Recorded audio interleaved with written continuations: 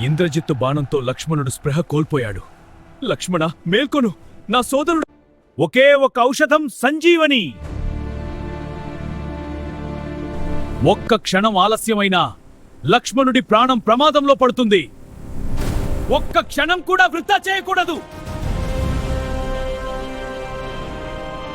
ఎన్ని ఔషధాల్లో సంజీవని ఏది? సమయం వృథా చేయలేను. పర్వతాన్నే తీసుకెళ్తాను. లక్ష్మణుడి ప్రాణాన్ని కాపాడాలి. భక్తి, ధైర్యం, వేగం ఇవే హనుమంతుడి మహిమ. హనుమ, నీ విశ్వాసానికి, మహాబలానికి నా ప్రశంస. నా అన్ని జన్మలకు నా స్నేహితుడివి నువ్వు. Like, share and subscribe.